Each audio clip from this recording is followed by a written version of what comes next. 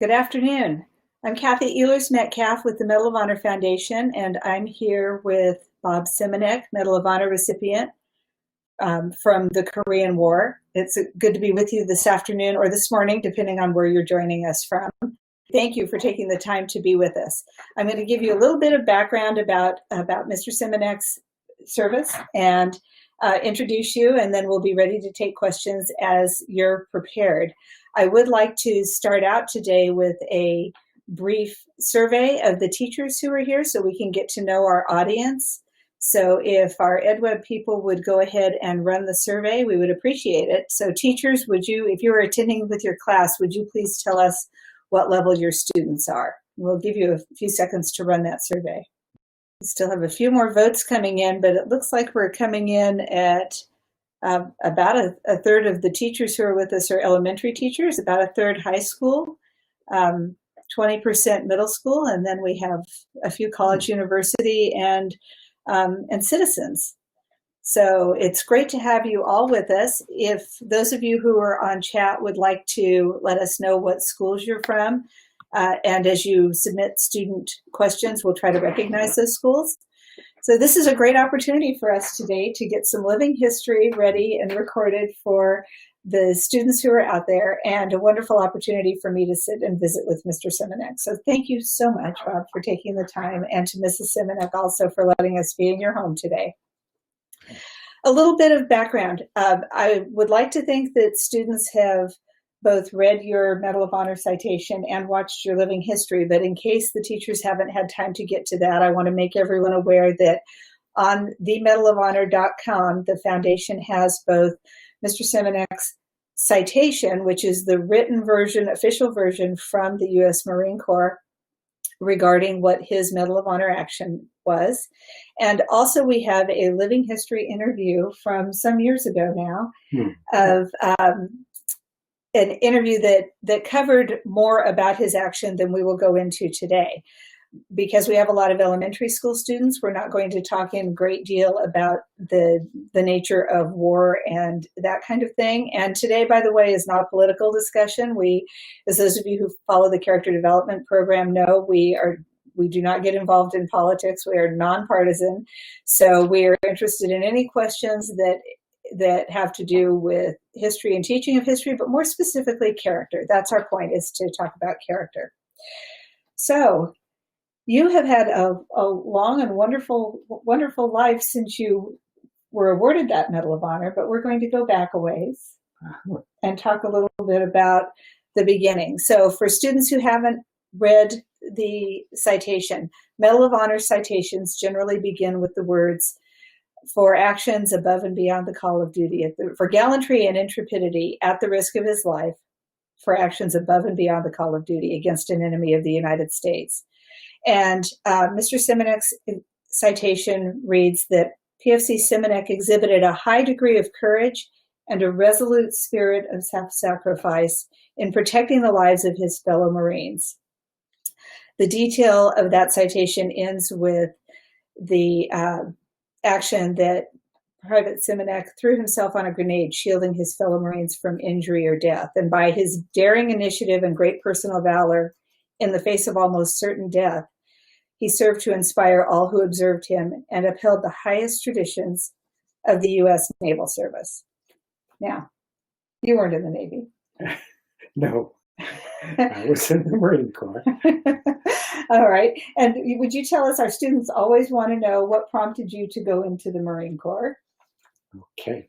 I knew that I would have to go into the service sometime, and I just wondered what it would be. And I thought about my two uncles from World War II that served in the South Pacific in the Marine Corps, and they were just my heroes.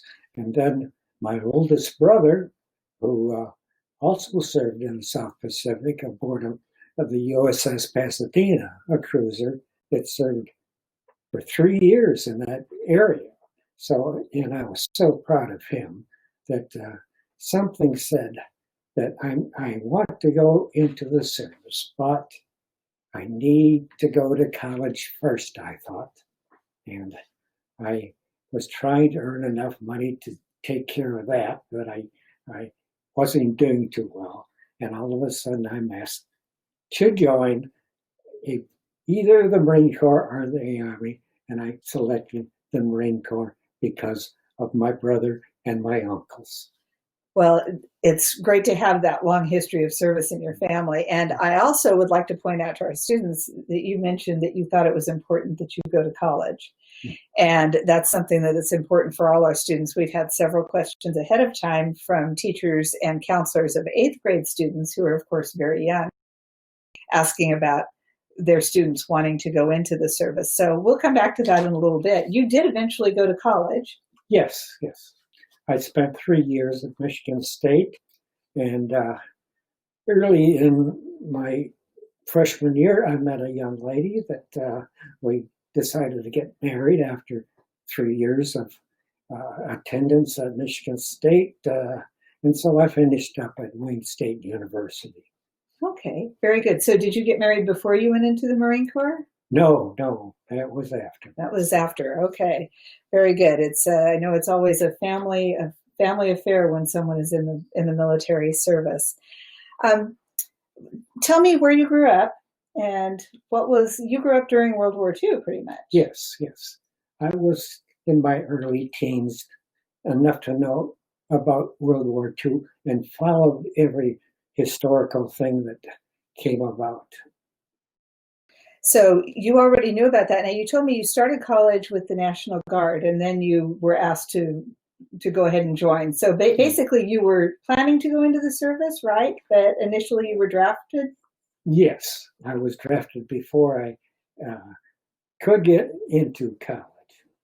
Okay. Students always like to know whether it was a choice or whether you were called to go in there. And I noticed that in your citation focuses very specifically on the fact, as I mentioned just a minute ago, that you threw yourself on a grenade to protect your fellow Marines from injury. But you were mentioning to me yesterday that obviously that action didn't happen in a vacuum. What had been going on that led up to that point where your group was attacked by the grenades?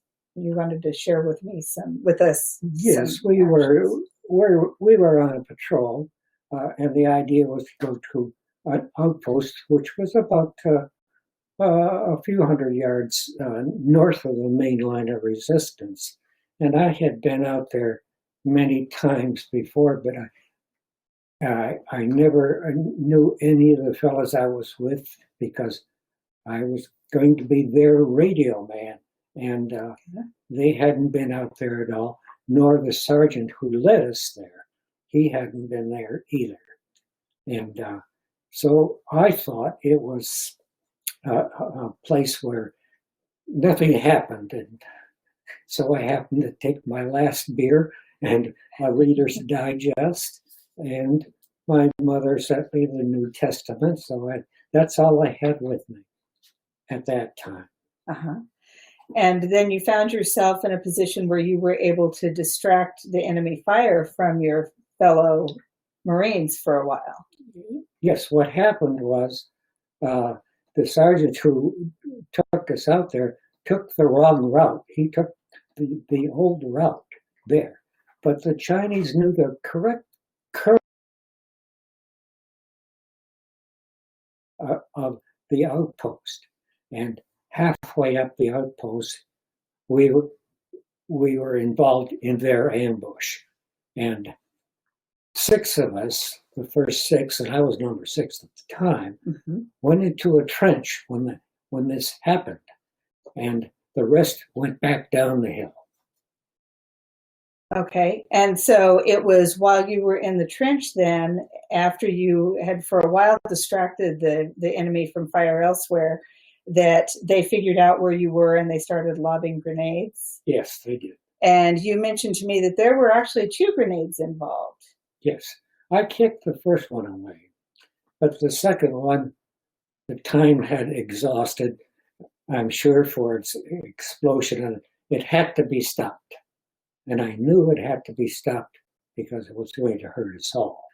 And so I covered it with my folded up leg and it did some damage, but it did apparently save them, and they reported that. Okay, and so that was the main point of your medal citation, was that's what you were awarded the Medal of Honor for. Right. You mentioned both in your video that's online, and you mentioned to me yesterday that you didn't feel at the moment that it was necessarily like self-sacrifice. And I think I asked you, did you have time to think about it? No, there was no time left. It had to be done, and it had to be done immediately. I had no time to think about it. So you did just what was called upon at the moment, right, with no regard for self. Right. And, that's what in our character development program, we use the sort of umbrella term of sacrifice, because that's really what it is, putting everybody else before yourself for the job that needs to be done. And that is, for our students out there, that's an ongoing theme that we hear throughout Medal of Honor stories, is that the person who was involved in the action was doing what he felt needed to be done at that moment without regard for self. And so as we talk about things today, it might be something that you think about and talk with your classes about later, as far as when do you do something when it's not just for you, but for the good of the group. After the war, you did not continue with a career in the Marine Corps. Was that by choice or by necessity? By necessity. I was discharged, medically retired. Medically retired. But then you had sort of a different kind of career associated with the military, because then you were awarded that medal.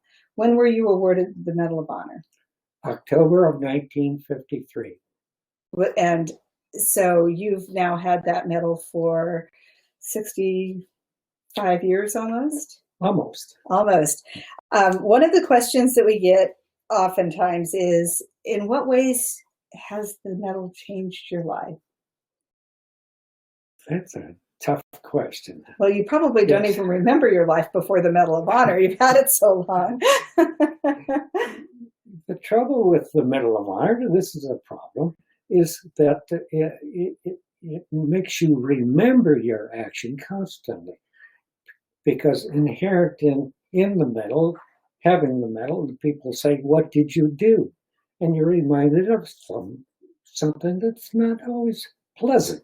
And very few of medal recipients really like to tell their experience to somebody who wants to hear it in 2 minutes. I think it must be very difficult to summarize the intensity of those actions into 2 minutes. And in fact, we have some questions from some teachers and students about the Korean War. One, so if you would be interested in addressing these, I would appreciate that. One teacher asked, a teacher from New Jersey said, do you believe that the Korean Peninsula was vital to the defense of the United States during the Cold War era? I don't think it was that the United States should worry about the Korean War people attacking the United States at that time. They just knew that they were being attacked by a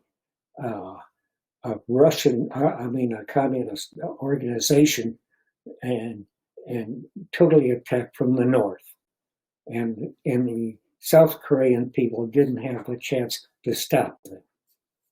So for teachers now to consider that perspective, given that North Korea is again making noise, I think that maybe the difference is that, from what you said, it was much larger than just North Korea, because it was the entire communist threat backed by the Soviet Union at the time. That's what happened.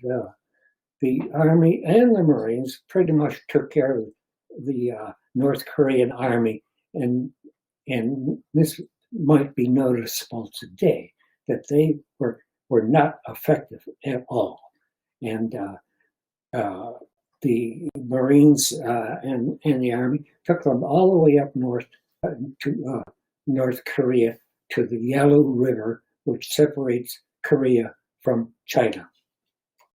Okay. And that evasion of the Chinese was a very destructive thing, and they had to, well, they couldn't say retreat. They had to dismiss themselves from the North and out of North Korea.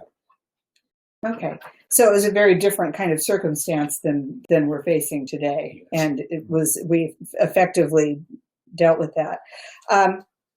We're starting to get some questions from some students here. One of the questions is, how did you survive jumping on a grenade? And I think that you answered that because you thought about, you covered it with your legs. And so, but you had a long recovery. How long did it take you to recover? Yes, I was in the hospital for 5 months, Navy Hospital in Illinois, most of the time. And I was discharged with a leg that had no feeling and a foot that couldn't flap properly.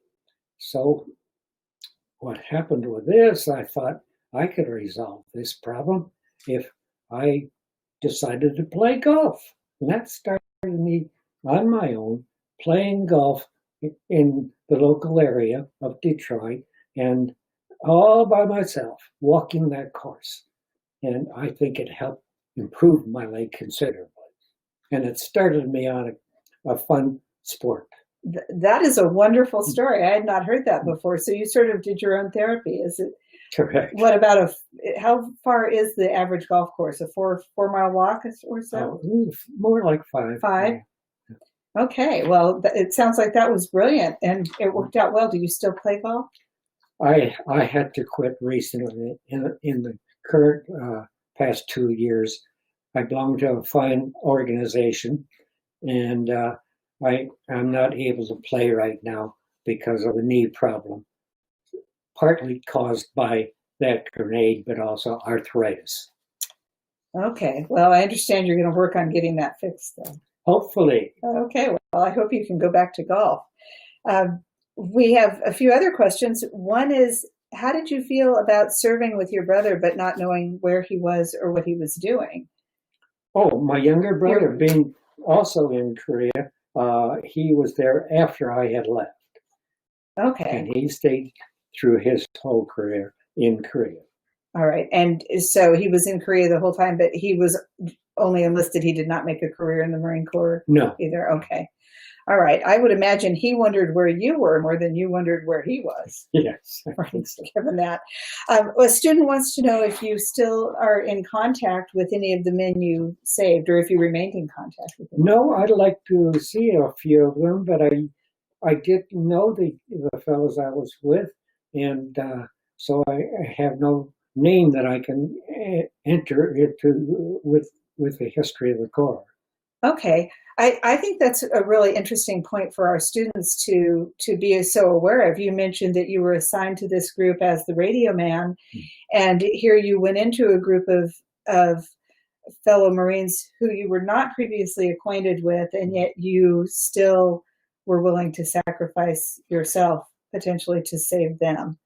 And that speaks volumes of the nature of the Marine Corps, I think. Well, inherent in the service, there's a feeling of needing each other. It's not a trained thing, but it's a developed thing that we try to protect each other, and because we do need each other, especially in situations like that one. Oh, most definitely. Now, did you bring that commitment and that need for each other back home with you to your life after the war? I think so, yes. And so did it affect your decisions to be involved, say, in community service or in your career or anything like that? Well, I've been too much occupied with college and a few jobs that I had. Yes. So when you came back and went to college, you told me you got a degree in business administration. Yeah. How did you choose the career that you chose?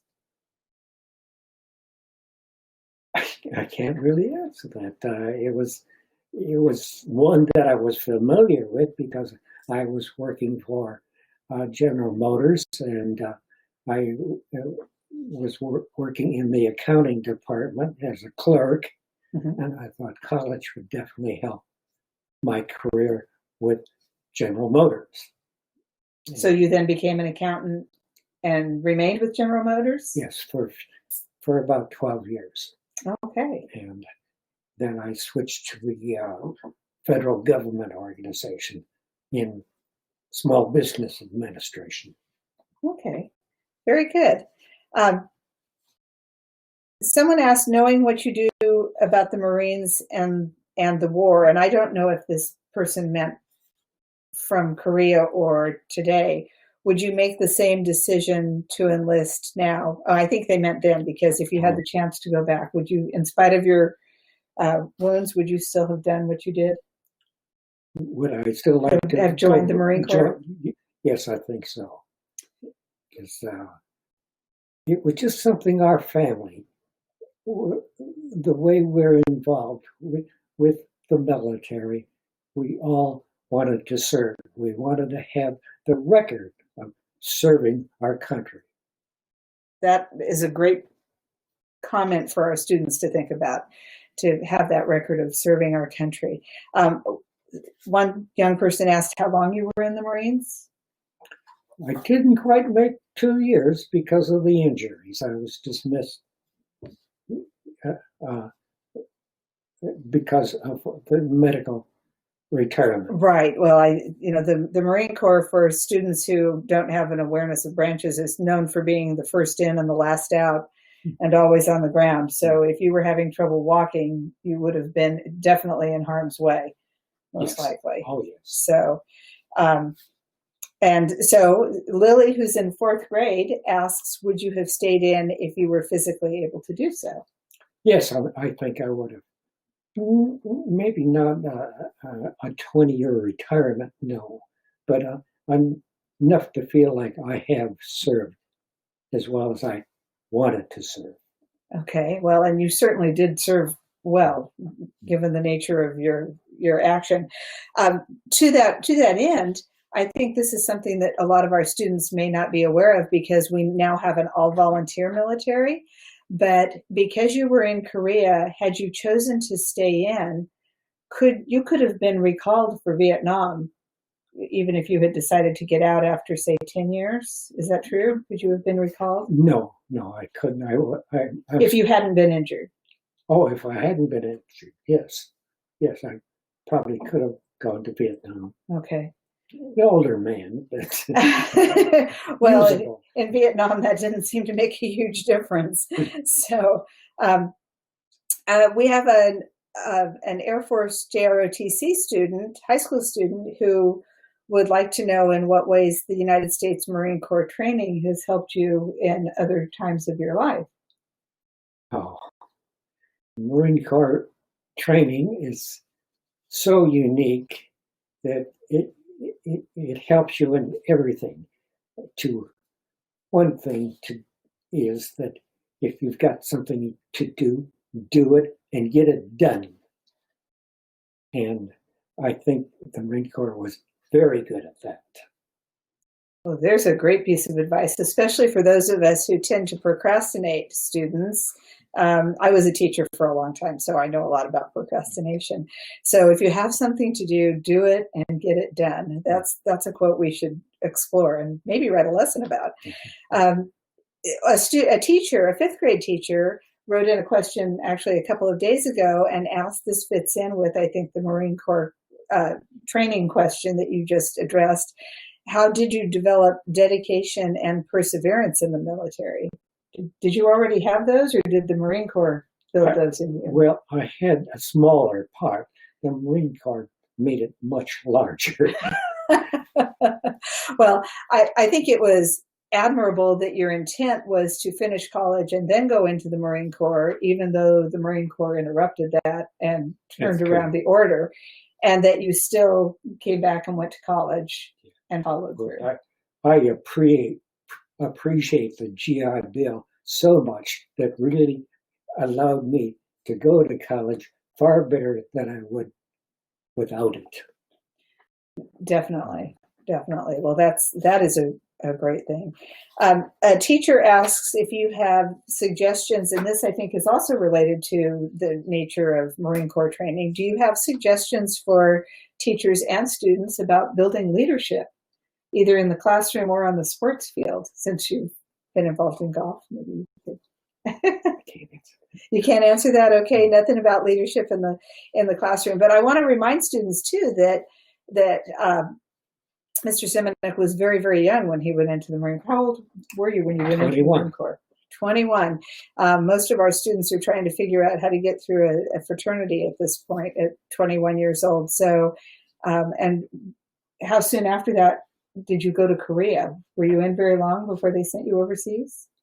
I was only there for about a year before, well, less than a year before I went to Korea, yes.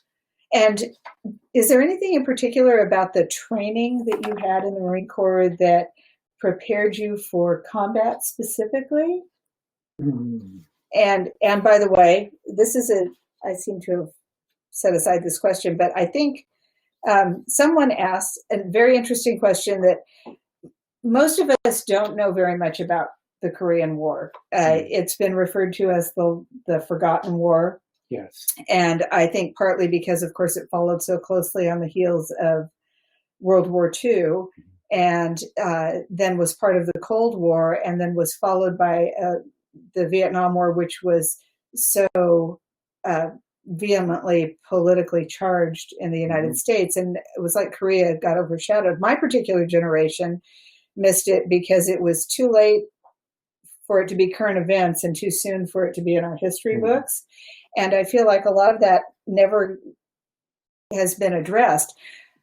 One of the teachers asked, what was the weather like when you were in Korea? And I've heard some terrible things about the circumstances in Korea, that you weren't just fighting an enemy. That's correct. We had trenches and all kinds of places to go to enter combat. But the rain rather took care of those, constant rain during the summer. And then the snow was pretty much like Michigan. And it was there, but it wasn't that heavy. But it was constantly frozen, of course. So it sounds like there's never good weather in Korea. No, actually, it's a beautiful country. Is it? And the rain, I think, keeps the countryside so flourished that it keeps it quite beautiful. Okay, just difficult conditions to be, and also obviously entirely exposed to the elements. This is a kind of typical question for students to want to know. We're backing up a little. What happened immediately after your injury? You told me yesterday that some of the guys were able to get away. Oh, yes. The two fellows that helped me up out of the ditch that we are in were hurt immediately after by a cannon shot. And I thought they were more severely hurt than myself because my legs were bad and I couldn't run, and they were hurt throughout their rest of their body, but their legs were good. And I told them to run back as fast as they could and try to get back before they are incapable. So you were left there by yourself then? Yes, I was. One of the fellows gave me his pistol because I had already jammed mine.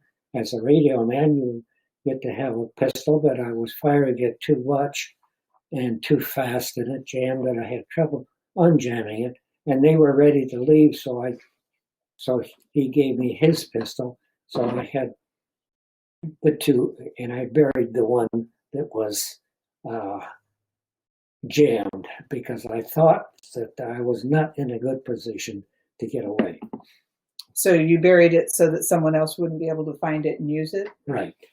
Okay, and then, So there you are by yourself, still under enemy fire, but here you are today. How did you get out of that circumstance? Well, I crawled down the outpost on my knees and in my hands. My feet were already hurt, so I couldn't stand or run.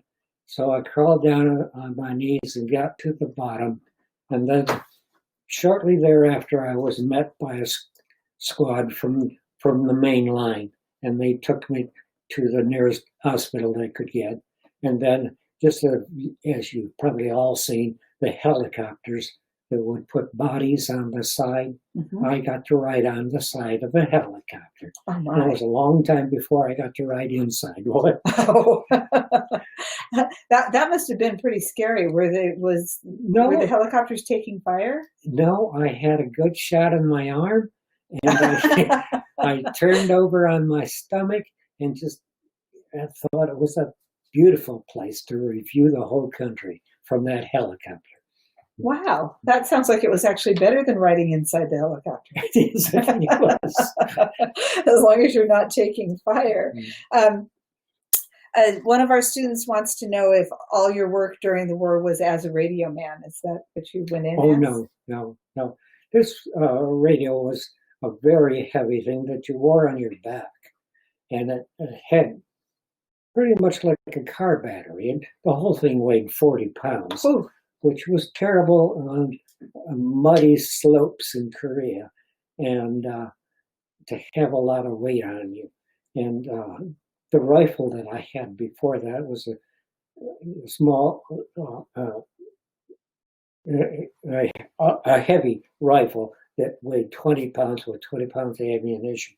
So I had to dismiss one or the other, and I was able to get the radio and a pistol. Wow.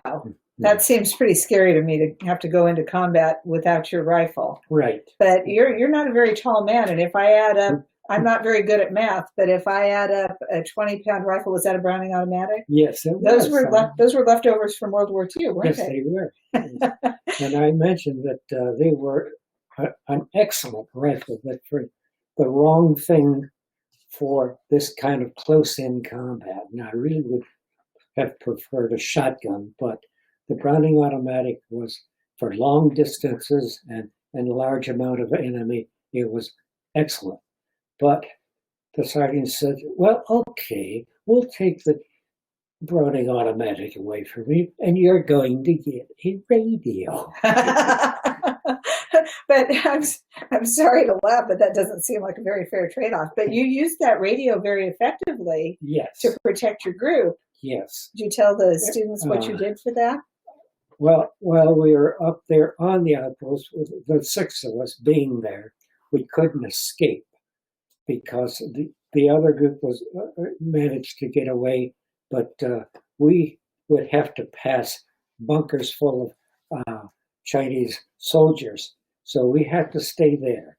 So I notified the main line about the problem of not being able to leave. And so they had a tank at the time that couldn't get to us because of the elevation of the ground. So they would fire from the main line at areas where I told them to fire. And they did a good job. In so many places they hit, or I would let them know how far off they were, and this would help them quite a bit.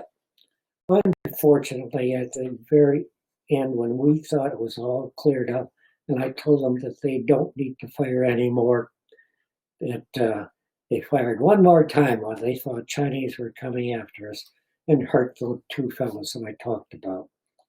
You know, I think that's an important detail for our students to be aware of, that it is inevitable when there are a lot of people involved in a combat situation that there will be some accidents as a result of friendly fire. Mm-hmm. And it's no intent, and it's not carelessness. It's just the nature of combat, unfortunately, that sometimes that happens. And of course, we try to, our armed forces try as much as possible to prevent that from happening, but sometimes it does happen.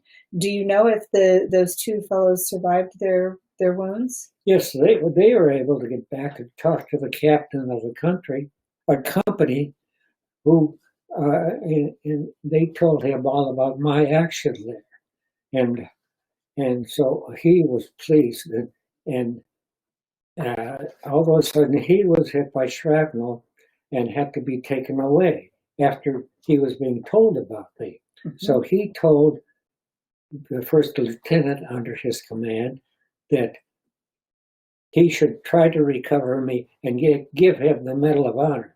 And so the poor fellow didn't know anything about the details and wrote the citation just dramatically to able to get it for me. I thought that was very terrific. Okay, well, someone had asked how the people you saved reacted to you saving them, and I guess now we know, because they were clearly very grateful enough to write up that recommendation. Correct. And that's important too for our students to know, in case you're not familiar with the history of the Medal of Honor, that unlike other medals, combat and service medals, this medal is, people who are awarded this medal are put in for it by those who were eyewitnesses to their action and therefore were actually involved in the battle with them.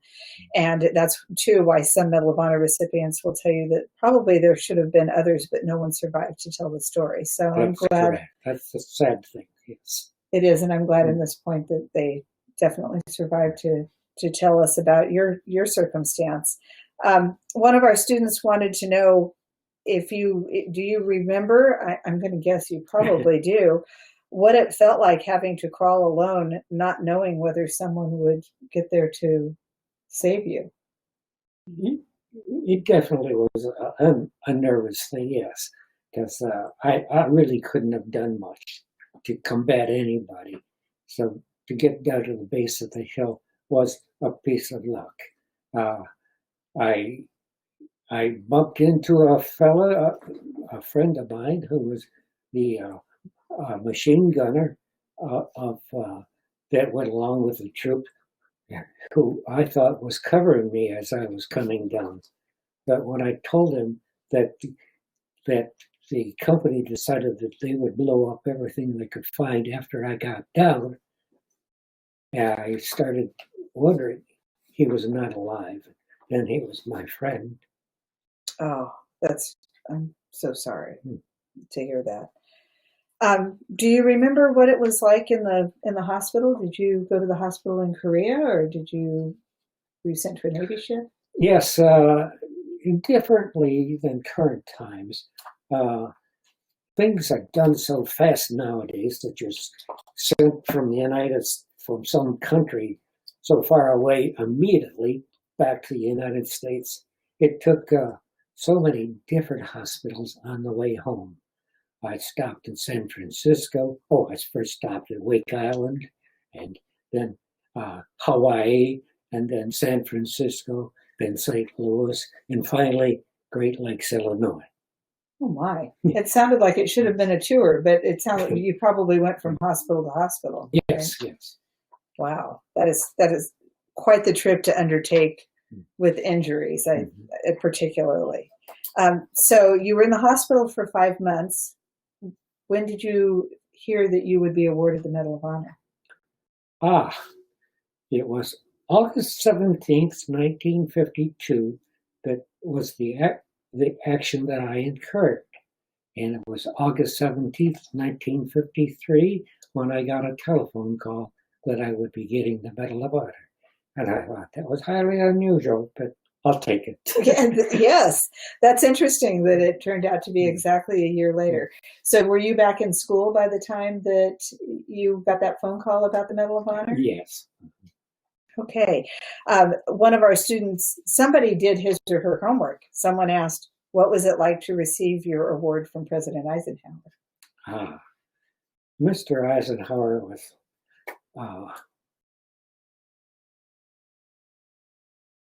he invited us and our families to his office.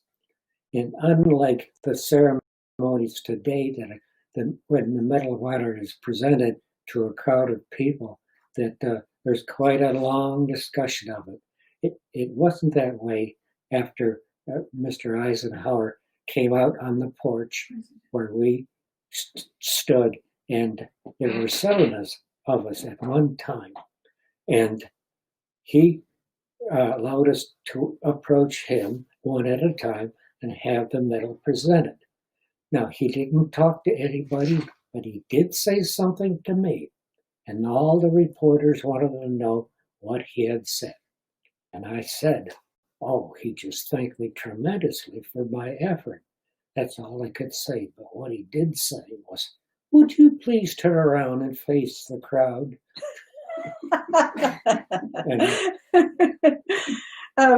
Well, and actually, he put the medal on quite crookedly on all of us.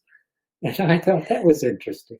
I noticed in the picture, and in fact, you can see it, some of our compilation videos that we have on the Medal of Honor website that we use with our teachers when telling them about the character program features a clip. We don't have very many clips of early medal awards, and it runs across the line of you and the other gentlemen who were awarded the medal at the same time. And I noticed that just the other day that every one of them was cattywampus. That's right. Well, I had the opportunity to meet past President Eisenhower when I was about 10 years old, and for a short time I was with my parents, and I have recollections of him just being a very nice elderly gentleman. What did you think of him? Did you have a chance to really talk with him at all? Well, I think with my mother and father and my grandmother being there, and my grandmother was German and spoke English with a very strong accent. And Mr. Eisenhower was more impressed with her, I think, than with me. Because he chatted with her as much as she could talk with him about. And she really, really enjoyed it. And I'm so glad. Oh, what a wonderful opportunity for your family. That is great. One of our students wants to know if you've had a chance to speak with any of our other presidents. Yes, I counted 9 people who either were president or were past president or would be president, like Mr. Reagan. I talked to him when just after he was governor of California, before he became the president. So it was nice to say that I talked with Mr. Reagan. Yes. So I counted them all. I'm starting with Mr. Truman. There were 9 of them that I got to talk to. That is wonderful. Was Kennedy one of them? Yes. Oh, yes. Mr. Kennedy was so nice. He invited us to the front lawn, all Medal of Honor recipients, to the front lawn of the White House, where he and his staff came out and shook our hands. That is wonderful. And at that time, there were quite a few Medal of Honor recipients, yes, right? Yes, a few hundred, I think. Yes. Okay. So that kind of leads right into this next question that a student asked: how has the Medal of Honor positively impacted your life? And I would have to say, pretty obviously, very few people, if they're not directly involved in Washington politics, get to meet 9 past or future or current presidents. So, but are there other ways in which the medal has had a positive impact on your life? Well, the state of Michigan, as well as other states, give you a free license plate. And on the license plate, it mentions the Medal of Honor. And that's nice to know. I didn't want it because I thought I would be bothered by so many people asking, what did you do? And on and on and on. But that was not the case. Very few people, after I did get it, since it was free, I did use it. And there are not many people who do come to me and talk about it. Oh, interesting.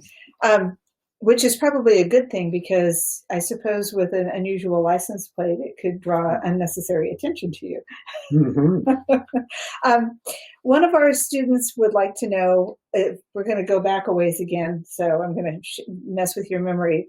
What would you think is the most important lesson you learned in school when you were young? And I would point out to our students that Mrs. Simanek had a career as an elementary teacher, a first grade teacher. So I would imagine that we could talk a long time about elementary school lessons. Yes, I think so, but I really can't mention the most important. Oh, okay. Well, we'll just move on then. We did talk a little bit yesterday, though, when we were getting ready for this, about how important we think reading is, as Mm-hmm. far as educational skills are concerned. But in terms of character, what character qualities would you encourage young people? You and Mrs. Simanek raised a daughter to work on the most, and do you have any suggestions for them as what you think is important for our young people today? Oh, I could easily see it in what my wife says about kids, and I think it's far more important, is the ability to read and keep on reading as much as you can, and what you enjoy to read about. And do it as much as you can and improve your reading more so. Very important, I think, in a time when our children are the students, those of you who are listening, and your friends, that it's so easy to be computer dependent, that your reading skills, that you need them even for using technology. So the better you can read, the more you can accomplish. I noticed in your story, Bob, that you had the work ethic that sent you to college before you joined the Marine Corps. And then you had your emphasis when you told me about your action was that you saw something that needed to be done and you did it. And that tells me that you have an ethic of commitment there, or you might call it in the workplace a work ethic, but that in the service, a commitment, even ahead of time, to your country and to the Marine Corps, that eventually led to self-sacrifice. Where do you think you got that sense of commitment? Were you raised with that? Or? Well, yes, my parents were tough enough to raise four boys, and they had to contribute to the family. And that's the whole thing, that to do the yard work and help my dad out because he had to work enough, and for us to do things that we could do to help the family was most important. And I think that started us in other things from there on. One of our students wondered, do you have any children or grandchildren serving in the military? I know you have one daughter. We have one daughter who never entered the military. But boys and girls, you don't have to go back very far in this country to find the time when military service was not very welcoming to women, and it's much more so now, but there were very few opportunities for women in the military early on, unless it was in nursing. Mm-hmm. So a lot of us, my generation included, did not go into the military because if we didn't want to be in the medical corps, there weren't very many jobs. The military has changed dramatically in the last 50 or 60 years, both in the ways that we fight war and the things that you all know about technology. One student asked if you ever regret risking your own life, which since you survived, I suppose that might be a different question, but do you regret your action? Well, that grenade, I thought about things immediately after the action and we got safe. And I forgot about that grenade mostly because that wasn't that important to me. Because I think the essence of us protecting each other because of the need for each other was more important. And doing that was something that had to be done. And that's why I did it. But I enjoyed thinking about using the radio and helping to save that outpost. And also committing myself to firing 2 Chinese officers. I thought I did a good job with that. And those were the 2 things I thought about afterwards. I didn't think about saving other people. That was not the essence of what I was doing. Okay.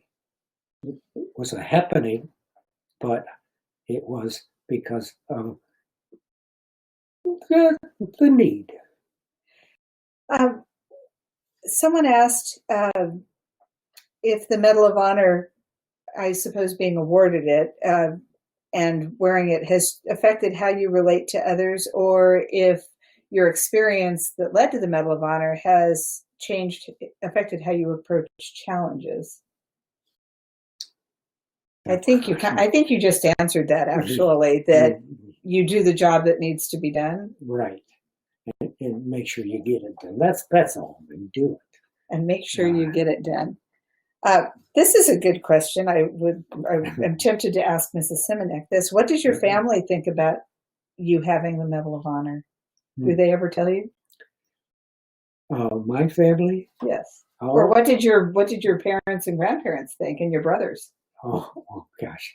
My oldest brother, of course, being such a long military man, was pretty much amazed at me. He regarded me more highly than I probably should have been. And all my brothers thought the world of it. And I guess they thought, yes, that's what I would have done had the occasion occurred. And sure, my wife could answer the rest of it much better. But you already had the medal at the time that you two got married. Yes. So she's really never known life without the Medal of Honor, right. Life with you without the Medal of Honor. So it's part of who you are.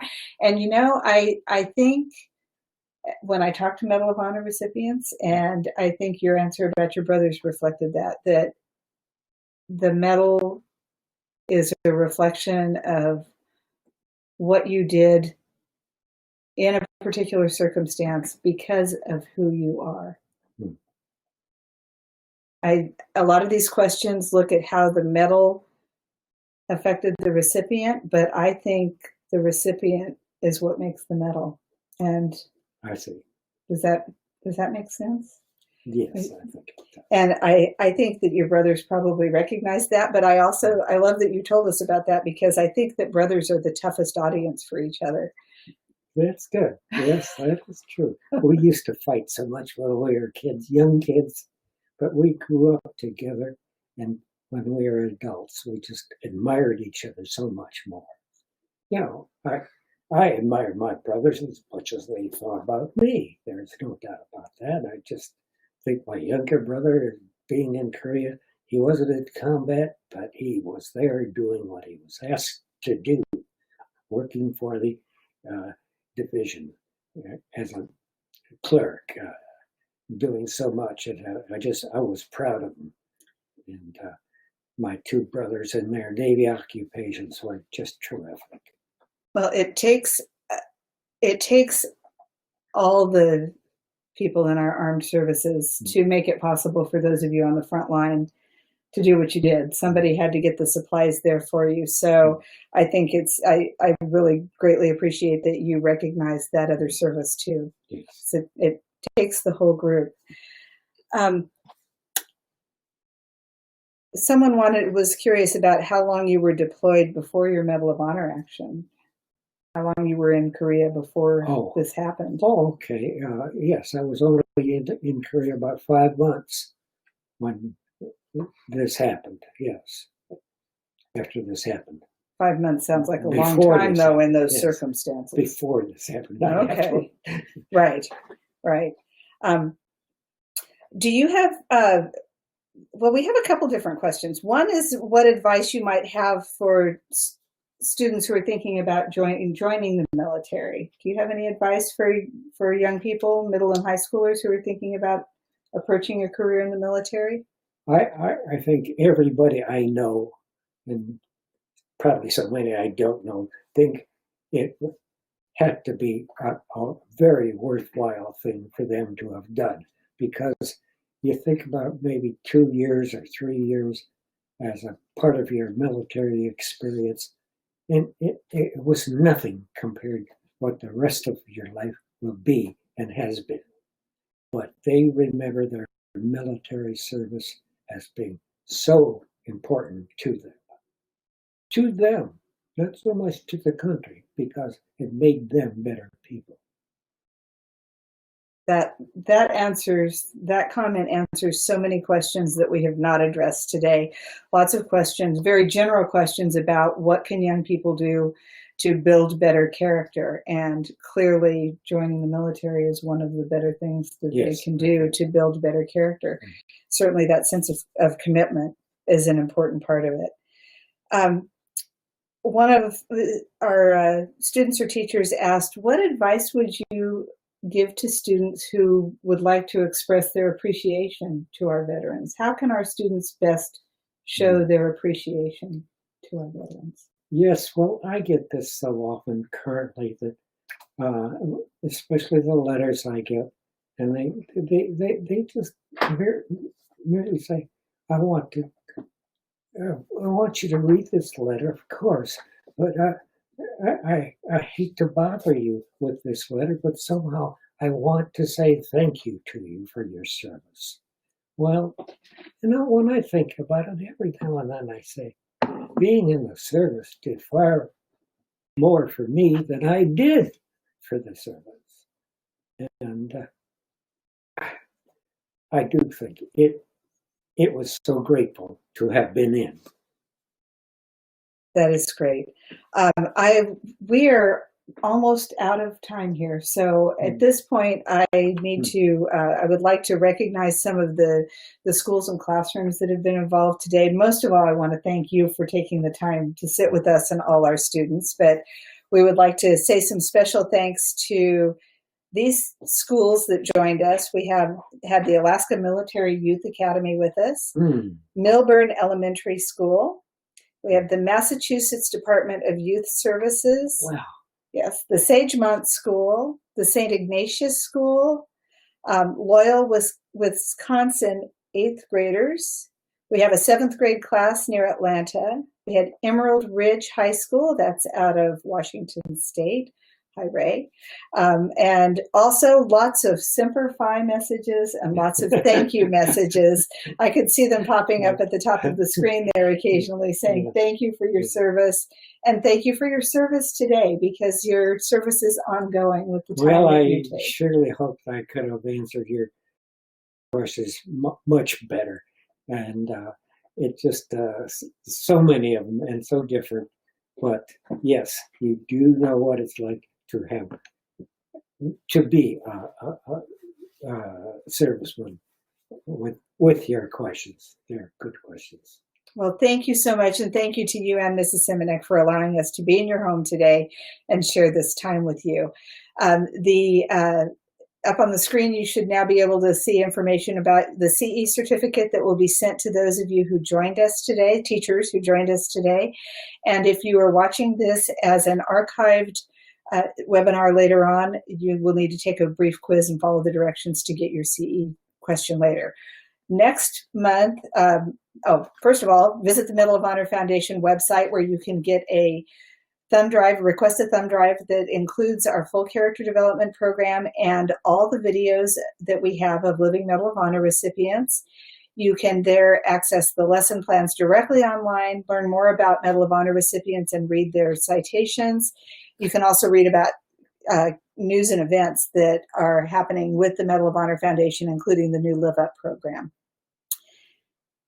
The EdWeb community is one that you can join where you can then see the archived videos that we have. We have our videos from previous months, including one last month with World War II Medal of Honor recipient Bob Maxwell.